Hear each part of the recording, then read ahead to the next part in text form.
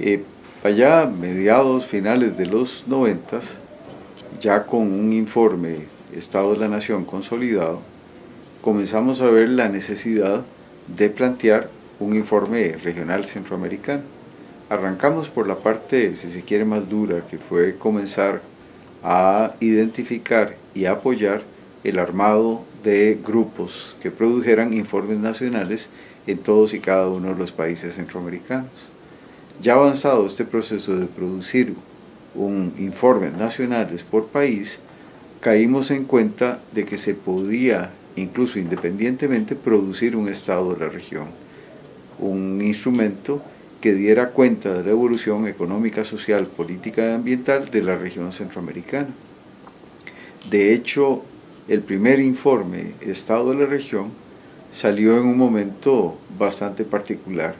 Recién había pasado el huracán Mitch y la región estaba comenzando a pensarse a sí misma.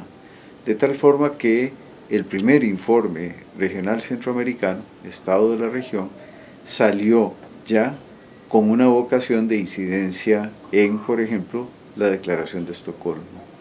Pudimos de esta forma originar un instrumento lo más objetivo posible para que Centroamérica se viera a sí misma y de una vez pudiera este instrumento servir para la toma de algunas decisiones.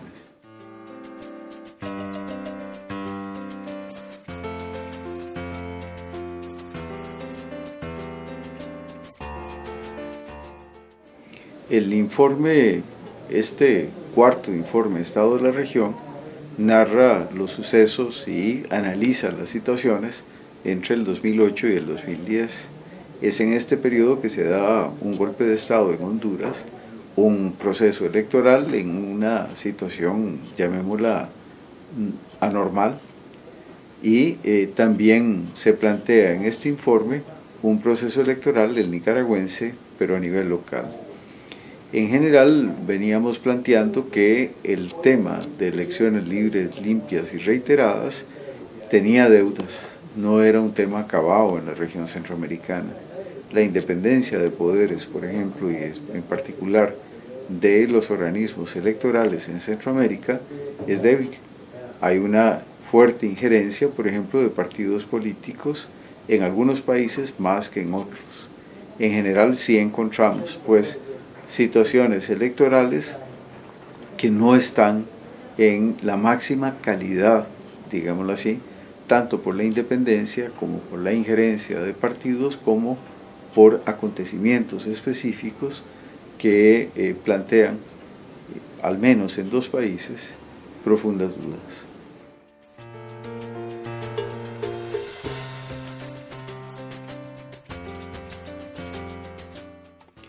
El informe tiene un capítulo específico de seguimiento sobre los temas de integración, pero a su vez plantea una serie de aspectos a lo largo de los capítulos, mostrando cómo desafíos fundamentales no tienen un correspondiente mecanismo para su manejo por parte de la integración centroamericana.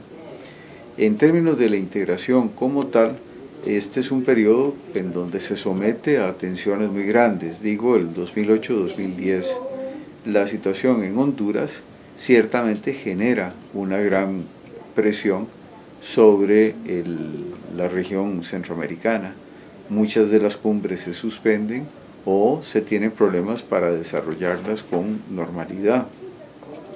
También hay un conflicto entre Nicaragua y Costa Rica que afecta la integración centroamericana, de tal forma que hay conflictos internos en los países y entre países que dificultan el periodo para lograr obtener avances en materia de integración.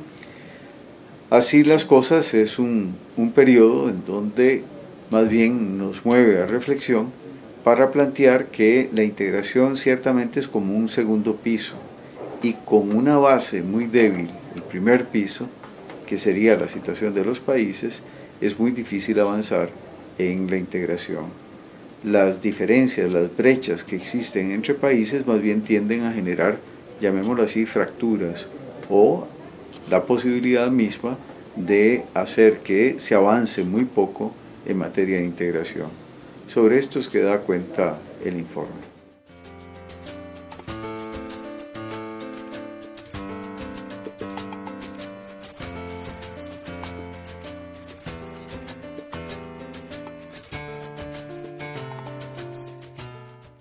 Cada país está intentando enfrentar estas situaciones del cambio climático. Lo cierto es que tienen una altísima incidencia cada vez mayor los desastres que conocemos, fenómenos hidrometeorológicos de gran fuerza o escala, están afectando nuestros países. Pero en el fondo, lo que nos dice el capítulo de cambio climático es que las previsiones, si no hay cambios en el mundo, no son nada halagüeñas. Grandes porciones del territorio de Centroamérica quedarían en zonas de poco confort o fuera del área de confort o muy fuera del área de confort allá por el 2050. Lo que están haciendo nuestros países, en el mejor de los casos, es preparando frente a las consecuencias. Porque la verdad que en términos de la producción de emisiones, la región tiene muy poca responsabilidad. Menos del 0,5% de las emisiones mundiales son generadas en la región centroamericana. Pero sí es una de las zonas, llamémoslas, más calientes frente al cambio climático. Las políticas públicas de nuestros países comienzan ya a plantearse también la necesidad de lograr cierta cooperación internacional precisamente para enfrentar las peores consecuencias del cambio climático, sobre todo en escenarios en donde en el mundo no se modifican las tendencias crecientes de emisiones.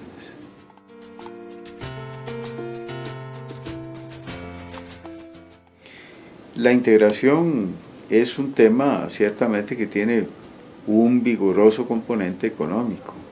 El comercio intrarregional, ciertos acuerdos, por ejemplo, de electrificación o de transmisión de lo que son la producción eléctrica en la región, pues ocupan partes muy importantes de estos procesos de integración.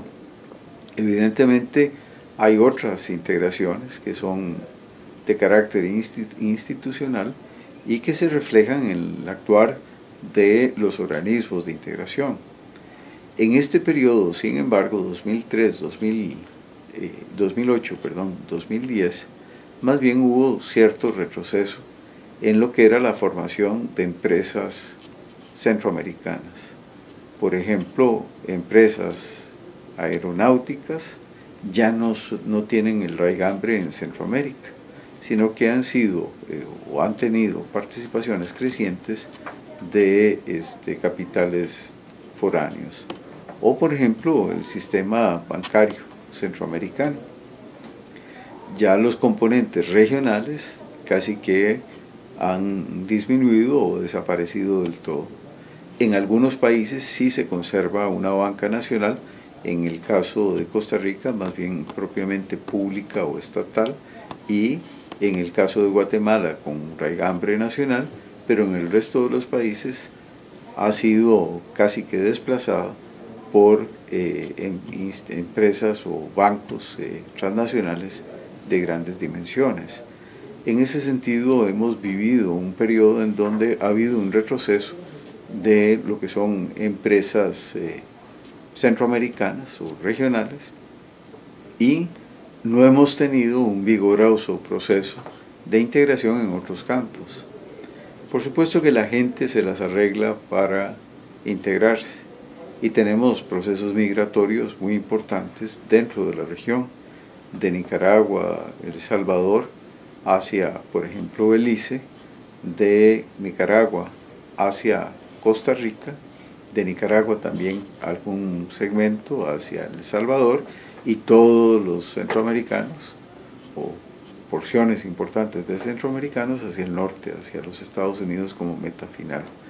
En ese sentido, pues la integración es algo complejo que no progresó mucho en estos años.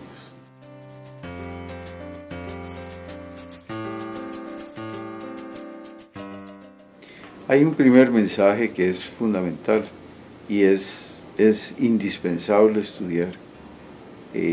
Con educación es posible salir de la situación de pobreza. Sin educación, la más alta probabilidad es que se quede en la pobreza. El tema, también como lo plantea el informe, el tema de la exclusión social, le recuerda a los jóvenes que haciendo un esfuerzo por estudiar, es posible alejarse de tentaciones y alejarse también de involucramientos en lo que podría ser tendencias de crimen organizado en la región. Lo que encontramos en el informe es que hay países que pueden tener un 70-80% de jóvenes de 12 a 24 años que no están estudiando ni trabajando. Es en ese sentido esta primera insistencia para los jóvenes. Hay que estudiar. El estudio nos aleja de la pobreza. Primaria no alcanza, incluso secundaria completa. Ya comenzamos a ver cómo en algunos países tampoco alcanza. El esfuerzo por estudiar es el esfuerzo por lograr una calificación en el trabajo y con ello empleo decente. ¿Qué más decirle a los jóvenes? Hay que generar, hay que labrar esperanzas en Centroamérica. No ha sido nada fácil. El periodo de los 90 para acá ha sido un periodo complejo. Al menos no estamos en las situaciones de guerra que tuvimos en los 80 y de recesión económica tan profunda como la que se experimentó en esa década. Tampoco estamos con estados autoritarios, aunque vemos con cierta preocupación tendencias hacia el autoritarismo. Pero aún así, la situación actual es un tanto superior a la de los 80. Es indispensable construir nuevas fases en donde el cumplimiento de los derechos humanos, estados democráticos de derecho sólidos, fuertes, se abran paso y también ofrezcan oportunidades a la gente, oportunidades económicas para tener una vida decente, oportunidades educativas para reforzar la posibilidad de encontrar empleos de calidad. Y también, ¿por qué no mencionarlo?